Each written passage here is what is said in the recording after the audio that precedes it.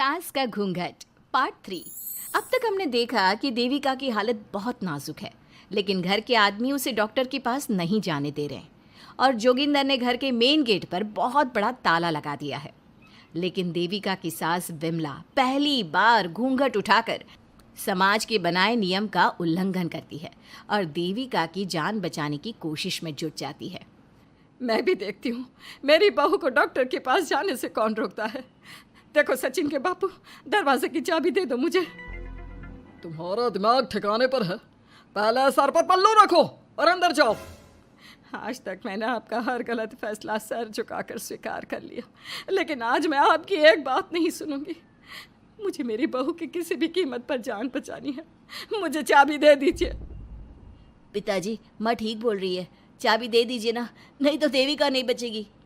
देविका मरती है तो मर जाए, लेकिन यह दरवाज़ा नहीं खुलेगा। तुम सारी औरतों को इस देविका नाम की बीमारी ने पागल कर दिया है और इस बीमारी का अच्छी तरह से इलाज करना आता है मुझे। वीना बेटी, सुजाता बहू, जाओ अंदर से देविका को लेकर आओ। विमला ये बोलकर अपने पति के हाथ से चाबी छीन लेती है। तभी महेंद्र विमला का हाथ पकड़कर चाबी विमला से छीन लेता है। भाभी, घर के मर्दों से टक्कर लेकर आप अच्छा नहीं कर रही हो, ये इस घर के संस्कार नहीं है। महेंद्र की बात सुनकर कम्मू अपने पति के हाथ से चाबी छीनकर कहती है, इस घर के संस्कार क्या है हम अच्छी तरह से जान गए हैं। आज इस घर का दरवाज़ा खुलकर रहेगा और देविका डॉक्टर के पास जाकर रहेगी। भाभी, ये लो दरवाज़ा खोलो। विमला ताला खोल देती है। तभी वीना और सुजाता देविका को लेकर आ जाती हैं। घर की सारी औरतें देविका को लेकर घर से जा रही होती है कि तभी सुजाता का पति मोहन उससे कहता है, सुजाता, तुम देविका को लेकर इस घर से निकल तो रही हो, लेकिन याद रखना, अगर तुमने एक कदम भी बाहर निकाला तो वापस इस घर में मत आना। मैं देविका के साथ अस्पताल भी जाऊंगी और वापस इस घर में भी आऊंगी। देखती हूँ कौन रोकता है मुझे। देखता हूँ कैसे इस घर के अंदर कदम रखती हो और कौन तुम्हारी मदद करता है। कानून मेरी मदद करेगा और कारट के दरवाजे हर नागरिक के लिए खुले हैं। मोहन को अपनी पत्नी से इस तरह बात करता देख कल्याण वीना से कहता है, वीना, तुमने देविका का साथ देकर अच्छा नहीं किया।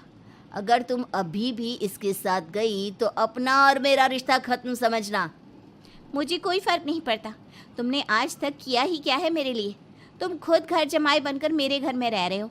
कभी 100 रुपये की साड़ी दिलाई है मुझे? मेरे आने से पहले मेरा घर छोड़कर निकल जाना, समझे?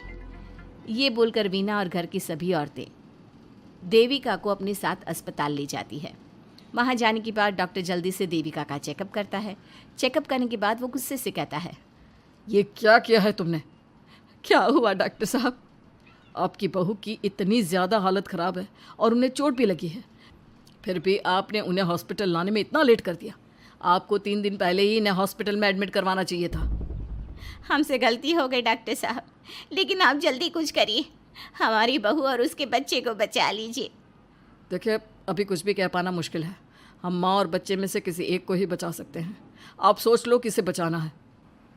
डॉक्टर साहब, आप देविका को बचाइए, उससे कुछ नहीं होना चाहिए। देखिए, हमें देविका का ऑपरेशन करना पड़ेगा। आप इनके पति को बुलाइए, हमें कुछ पेपर पर साइन करवाने हैं। डॉक्टर की बात सुनकर सभी औरतें सोच में पड़ जाती हैं। तभी वीना कहती है, डॉक्टर साहब, इनके पति नहीं आ सकते। ये इनकी सास है विमला देवी, आप इनसे साइन करवा लीजिए। लेकिन पेशेंट की हालत इतनी नाजुक है, इनके पति है कहाँ? वो अपने आदमी होने का धर्म निभा रहा है। पति धर्म के बारे में उसे कुछ नहीं पता। डॉक्टर साहब, वो नहीं आएगा। क्या क्या करना है आप मुझे बताइए। थोड़ी देर बाद डॉक्टर देविका का ऑपरेशन शुरू कर देते हैं। जब वो ऑपरेशन थिएटर से बाहर आते हैं तो कहते हैं, आप लोगों की किस्मत अच्छी है, देविका भी सुरक्षित है और उसका बच्चा भी। डॉक्टर, बेटा हुआ है या बेटी? बेटा हुआ है। सब लोग बहुत खुश होते हैं।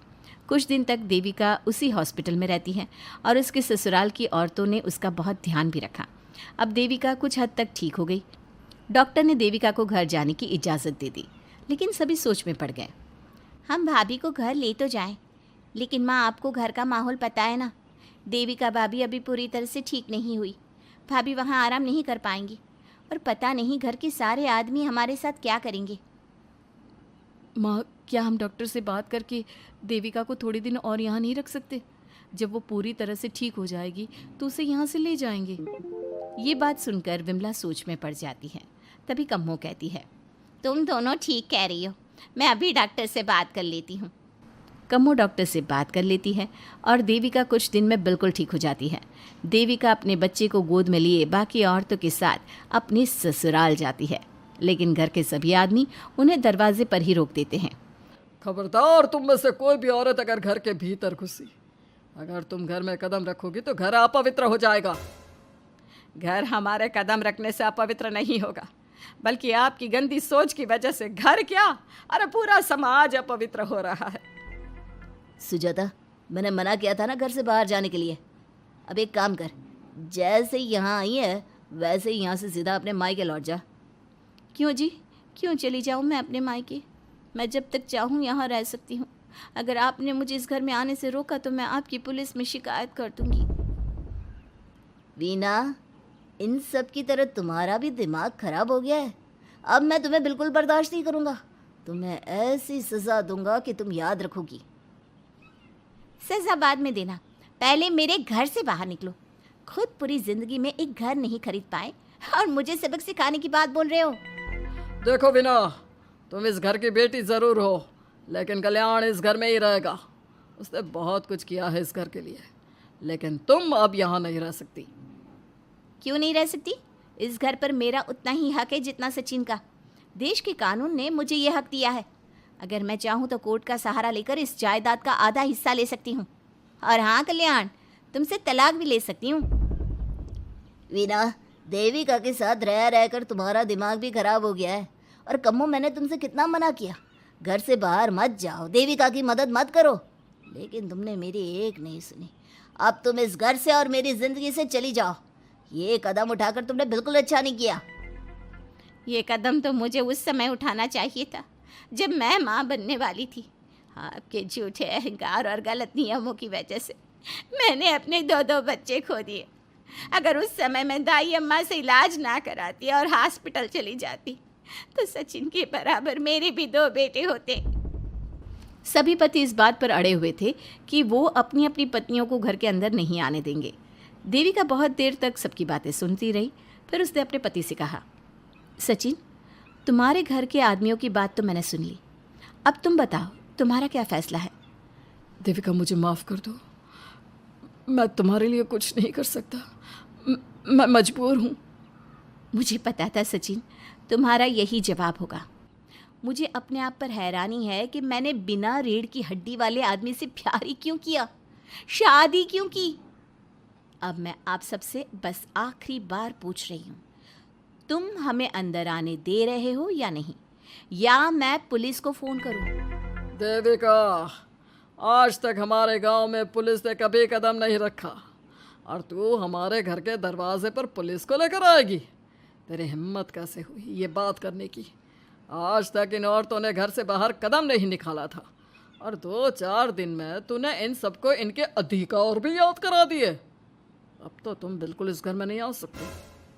घर की औरतें घर के बाहर खड़ी थी और घर के आदमी घर के दरवाजे पर। उनकी लड़ाई देखकर पूरा गांव इकट्ठा हो गया। देविका को अस्पताल पहुंचाकर घर की औरतों ने काम तो अच्छा किया।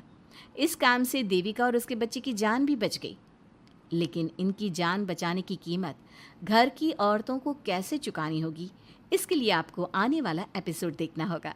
और हमारे प्यारे दर्शकों, हमें कमेंट करके ज़रूर बताइए कि देविका के साथ बाकी औरतों को क्या करना चाहिए।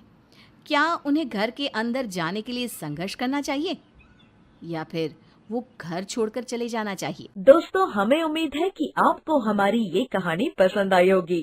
कृपया हमारे चैनल को सब्सक्राइब करें और सभी अपडेट्स के लिए बेल आइकन जरूर दबाएं। और हाँ, वीडियो लाइक और शेयर करना मत भूलिएगा। Bye bye.